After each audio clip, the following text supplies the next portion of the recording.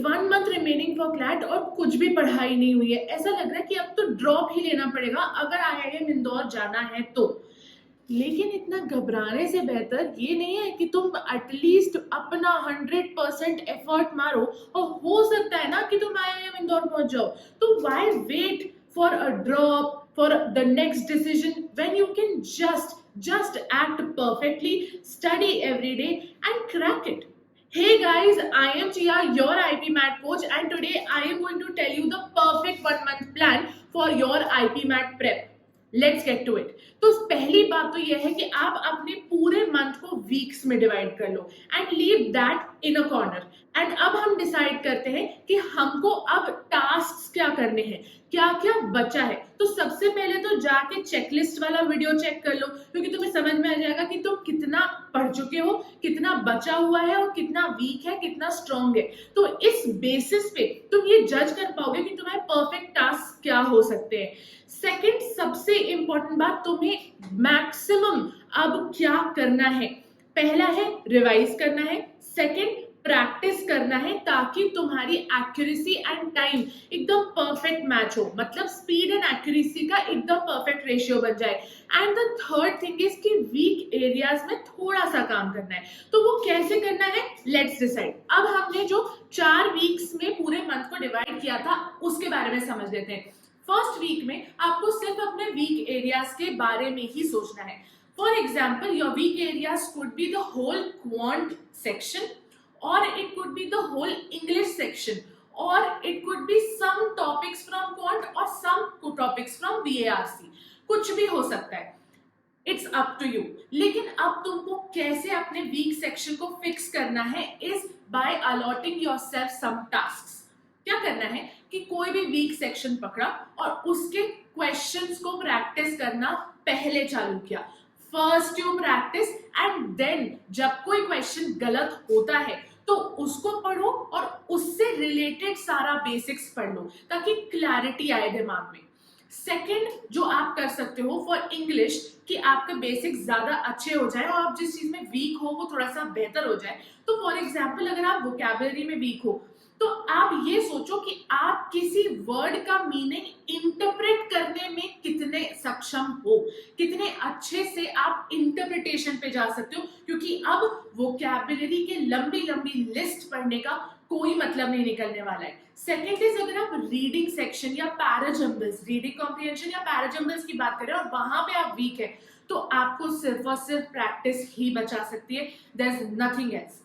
Third is grammar. Grammar को thoroughly, even अगर तुम्हें आता है, थरली कम से कम ये 3 टॉपिक्स तो पक्के से पूरी तरीके से रिवाइज करने हैं। That is tenses, modifiers and subject verb agreement. बहुत इजी है, एक दिन भी नहीं लगेगा और तुम्हारा ये सब कुछ हो भी जाएगा। प्लस तुम हर एक टॉपिक के कम से कम 7 क्वेश्चन सॉल्व भी कर लोगे सिर्फ 1 घंटे में। And that's it, that's all you need to do in week 1 along with obviously full length mocks। अगर अभी भी full length mocks नहीं ले रहे हो तो गधे हो तुम, जाओ लिंक इन डिस्क्रिप्शन से #IPMAT चेक करो एंड उसके बेसिस पे तुम्हें मिल जाएगा सब कुछ। बेस्ट मॉक्स, बेस्ट डिफिकल्टी लेवल के मॉक्स, अलग अलग डिफिकल्टी, कभी इजी कभी मीडियम कभी डिफिकल्ट, एंड उसके बेसिस पे तुम्हें ये भी पता चल जाएगा कि तुम्हारी स्ट्रेंथ्स एंड तुम्हारी वीकनेसेस क्या है।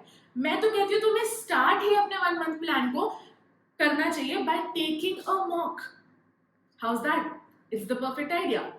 द सेकेंड वीक, अब जो सेकेंड वीक है ये बहुत ज्यादा प्रैक्टिस हैवी होने वाला है।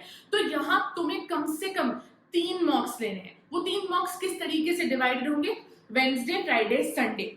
वेडनेसडे को एक मॉक लेना है, फ्राइडे को एक मॉक लेना है, एक मॉक संडे को लेना है। Don't forget this. एंड इसका एनालिसिस तुम्हें #IPMAT मॉक में आराम से मिल जाएगा, क्योंकि तुम्हें ये भी पता चल जाएगा कि क्या आंसर्स है, रीजनिंग एंड इवन तुम्हारे सारे डाउट सॉल्व हो जाएंगे इन द डाउट्स ग्रुप।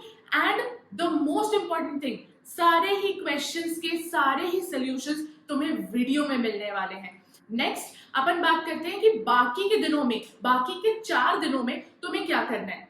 कुछ नहीं, बहुत बेसिक रिविजन, फॉर्मूलाज का रिविजन, बेसिक वोकैबुलरी का रिविजन, ग्रामर का revision and basic practice, sectional practice और सेक्शनल प्रैक्टिस हर उस दिन पे करनी है जिस दिन पे तुम मॉक नहीं ले रहे हो। अब यहाँ पे 4 दिन है और 3 subjects, quant, English and LR, क्योंकि एलआर अगर तुम रोहतक का पेपर दे रहे हो या जिपमैट दे रहे हो तो 100% एलआर इज ऑल्सो इम्पोर्टेंट, उसको भी मत छोड़ना। तो 2 दिन क्वांट्स के सेक्शनल्स दो, 1 दिन बीएआरसी एंड 1 दिन एलआर।